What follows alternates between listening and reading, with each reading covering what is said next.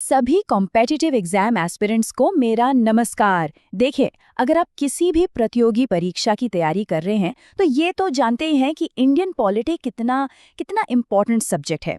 तो आज हम क्या करने वाले हैं? आज हम इंडियन पार्लियामेंट यानी भारतीय संसद से जुड़े वो सबसे जरूरी आर्टिकल्स को समझेंगे, एकदम आसान भाषा में, जो बार बार परीक्षाओं में पूछे जाते हैं।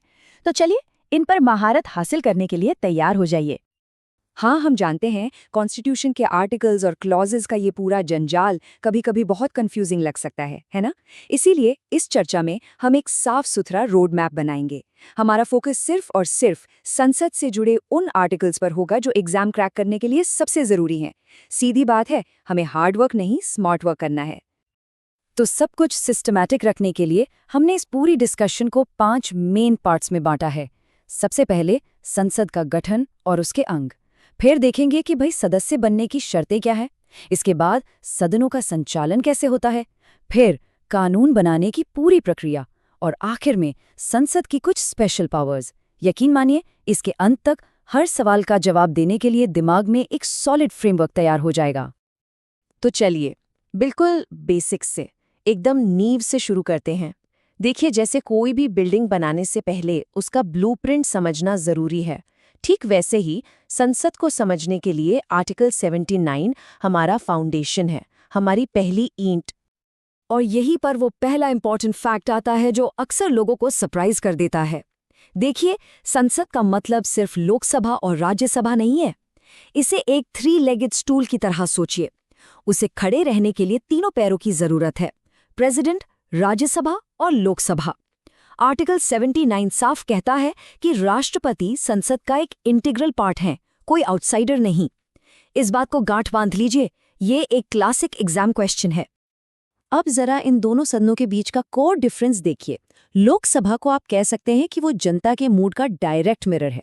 इसके मेंबर्स को हम और आप यानी जनता डायरेक्टली 5 साल के लिए चुनती है। वहीं दूसरी तरफ राज्यसभा, वो जहाज के एंकर की तरह है।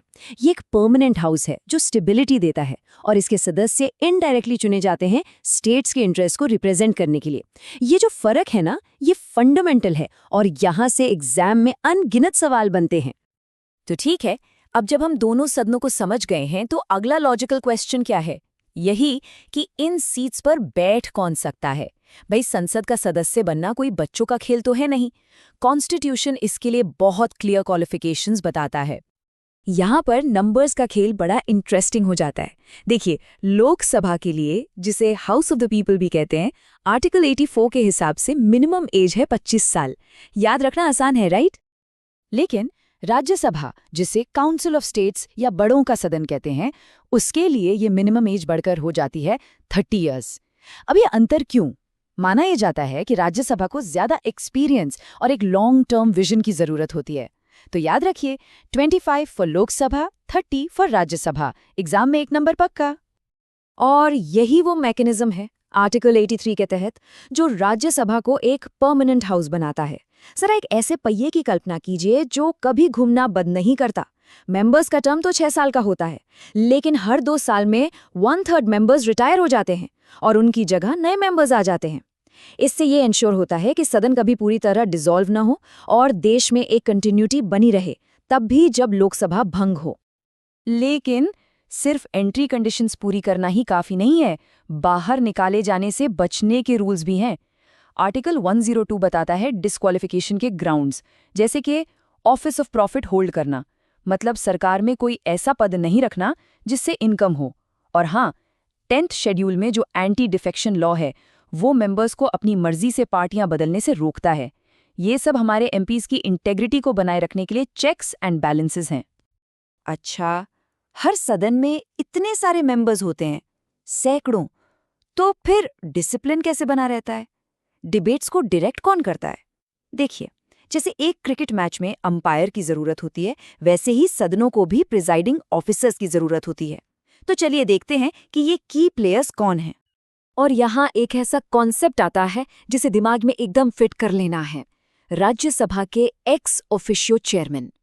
एक्स ऑफिशियो का सिंपल सा मतलब है by virtue of the office, यानी पद के आधार पर। आर्टिकल 89 कहता है कि जो कोई भी भारत का वाइस प्रेसिडेंट चुना जाता है वो ऑटोमेटिकली खुद ब खुद राज्यसभा का चेयरमैन बन जाता है। इसके लिए कोई अलग से इलेक्शन नहीं होता। ये सवाल ये तो आना ही आना है। अब एक प्रैक्टिकल सवाल, मान लीजिए कि सेशन बुलाया गया लेकिन सिर्फ 5 मेंबर्स ही आए, तो क्या वो कोई इंपॉर्टेंट डिसीजन ले सकते हैं? जवाब है बिल्कुल नहीं। सेशन को वैलिड मानने के लिए कम से कम मेंबर्स की एक संख्या होनी जरूरी है। आर्टिकल 100 के इस कॉन्सेप्ट को कहते हैं कोरम या गणपूर्ति। और इसका जवाब एक बहुत ही सिंपल फ्रैक्शन है जो आपको याद रखना है, 1/10। जी हाँ, कोरम होता है हाउस के टोटल मेंबर्स का 10वां हिस्सा। फॉर एग्जाम्पल, लोकसभा में जहां 543 मेंबर्स हैं, सेशन शुरू करने के लिए कम से कम 55 मेंबर्स का प्रेजेंट होना जरूरी है। सिंपल पर बहुत इंपॉर्टेंट। ठीक है, तो अब तक हमने देखा कि खिलाड़ी कौन है और खेल का मैदान कैसा है। अब ये देखते हैं कि वो असल में करते क्या हैं। संसद का मेन काम है लॉज बनाना, वो रूल्स बनाना जिनसे देश चलता है। पर एक कानून बनता कैसे है? एक आइडिया, एक ऑर्डिनरी बिल से देश का कानून कैसे बन जाता है? एक ऑर्डिनरी बिल की जर्नी एक रिले रेस की तरह होती है। स्टेप 1, इसे किसी भी हाउस में इंट्रोड्यूस किया जाता है। अगर वो हाउस इसे पास कर दे तो बटन दूसरे हाउस को दे दी जाती है। अगर दूसरा हाउस भी इसे पास कर दे तो ये पहुंचता है फाइनल स्टेज पर। आर्टिकल 111 के तहत प्रेसिडेंट्स असेंट यानी राष्ट्रपति की मंजूरी। और हाँ, अगर दोनों सदनों में डेडलॉक हो जाए, मतलब सहमति न बने, तो आर्टिकल 108 इस प्रॉब्लम को सॉल्व करने के लिए एक जॉइंट सिटिंग का प्रोविजन भी करता है। ये पूरी प्रोसेस कंसेंसस बनाने के लिए डिजाइन की गई है। लेकिन सारे बिल्स एक जैसे नहीं होते। मनी बिल्स, जो सरकार के टैक्सेस और खर्चों से जुड़े होते हैं, उन्हें मिलता है वीआईपी ट्रीटमेंट। आर्टिकल 110 के हिसाब से इन्हें सिर्फ और सिर्फ लोकसभा में ही इंट्रोड्यूस किया जा सकता है। क्यों?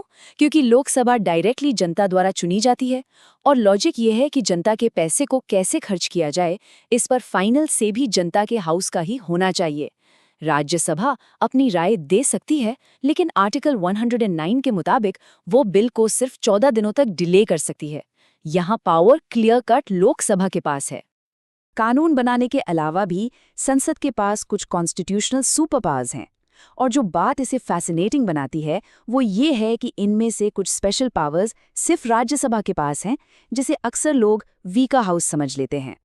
ये देखिए, राज्यसभा की यूनिक पावर के 2 बेहतरीन एग्जाम्पल्स। याद रखिए, कॉन्स्टिट्यूशन पावर्स को सेंटर और स्टेट्स के बीच डिवाइड करता है। आर्टिकल 249 राज्यसभा को ये पावर देता है कि अगर नेशनल इंटरेस्ट में जरूरी हो तो वो पार्लियामेंट को स्टेट लिस्ट के किसी सब्जेक्ट पर कानून बनाने के लिए ऑथराइज कर सकती है। और आर्टिकल 312 उसे आईएएस या आईपीएस जैसी नई ऑल इंडिया सर्विसेज बनाने की पहल करने की शक्ति देता है।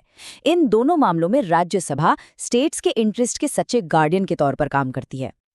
और आखिर में आती है अल्टीमेट पावर, संविधान को ही बदलने की शक्ति। ये कोई ऐसी पावर नहीं है जिसे हल्के में लिया जाए। आर्टिकल 368 के लिए दोनों सदनों में स्पेशल मेजॉरिटी की जरूरत होती है, जिसका मतलब है कि देश के फंडामेंटल लॉ को बदलने के लिए एक बहुत बड़ी सहमति, एक ब्रॉड कंसेंसस चाहिए होता है। ये हमारी पार्लियामेंट की सबसे बड़ी शक्ति है। तो इस पूरी चर्चा को रैप अप करने के लिए मैं एक सवाल छोड़ जाता हूं, ताकि जो भी हमने सीखा है वो और पक्का हो जाए। राज्यसभा को परमानेंट हाउस क्यों कहा जाता है? जरा उसके रिटायरमेंट साइकिल के बारे में सोचिए और ये सोचिए कि वो लोकसभा से कैसे अलग है। अगर इसका जवाब आप कॉन्फिडेंस से दे सकते हैं तो समझिए आपने दोनों सदनों के बीच का एक सबसे क्रूशियल डिफरेंस मास्टर कर लिया है। उम्मीद है कि ये डिस्कशन आपकी तैयारी में बहुत मददगार साबित होगी। बस डेडिकेशन और स्मार्ट स्ट्रैटेजी के साथ पढ़ते रहिए। आपकी परीक्षा के लिए ढेर सारी शुभकामनाएं। अगली बार तक के लिए अलविदा।